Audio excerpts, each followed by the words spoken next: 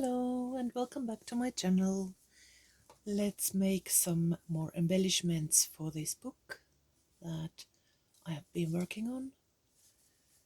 It still needs a lot of work and I've decided to gild these edges so that it's more balanced with all these antique gilding around here. It still needs something more, but for that I will need more of these embellishments. I have some here, but I will show you how I use them. And this I have made only on the other side. The backs are white, so I'm going to make tags and other ephemera so that I'm using some of my scrapbook papers that I actually never use otherwise.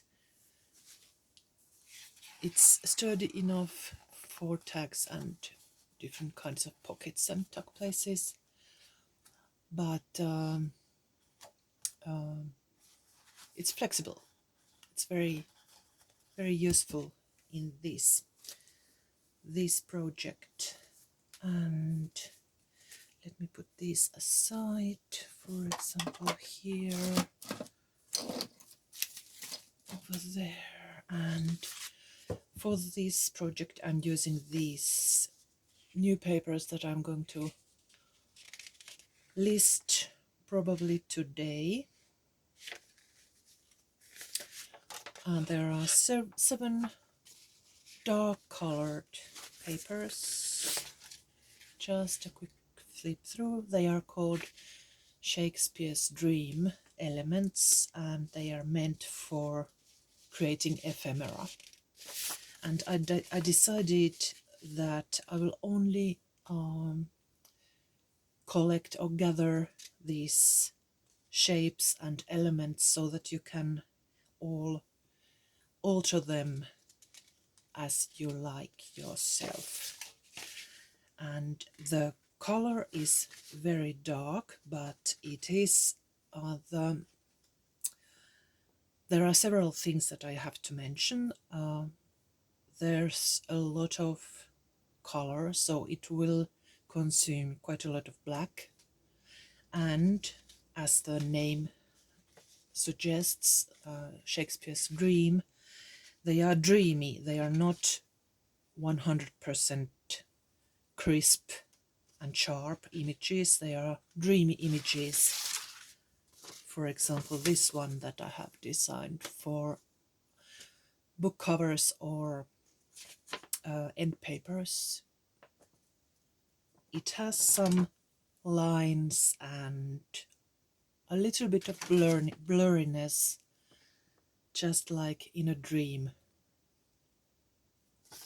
So it gives you room for imagination. And I have printed these on 100-gram paper.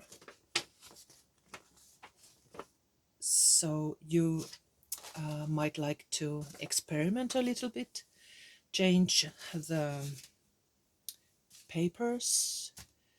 Different kinds of papers will give you different results.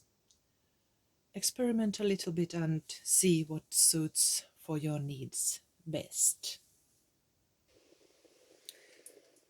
Now I have cut some of these images and I still need to finish some of them.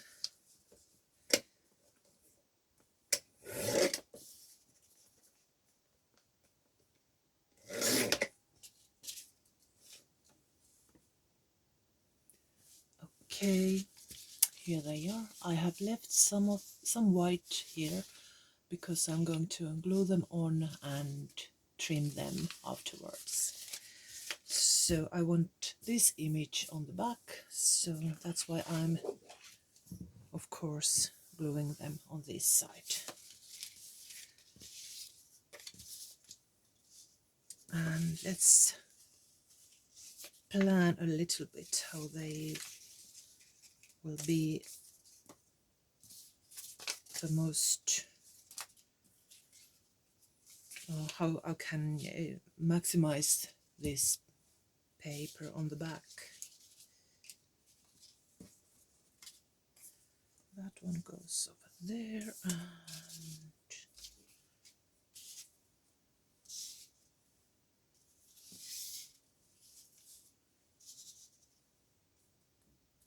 this one here about this way, and then I'm gluing them down, and after that I'm going to cut them off and shape all elements.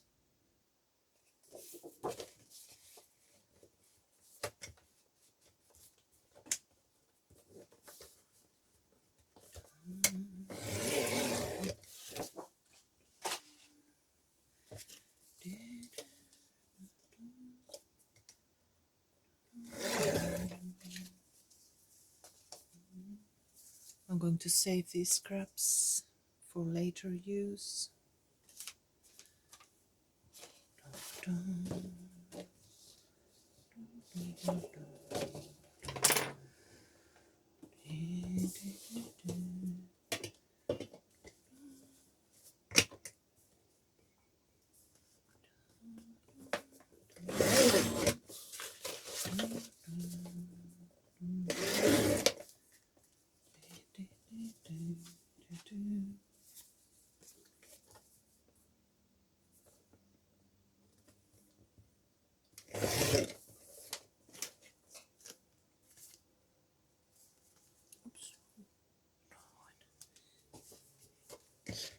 Oi, oi, oi.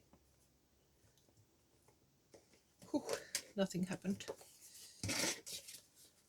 I almost cut through this.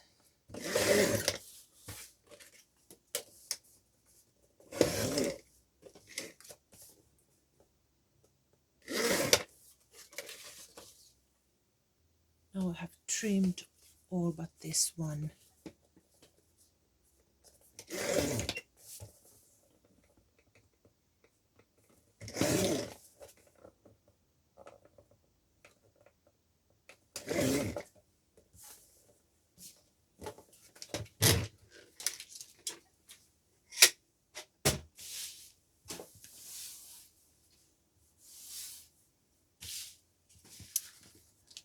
Now we will need eyelets and a punch. I don't know what this is called, but crocodile, that will help.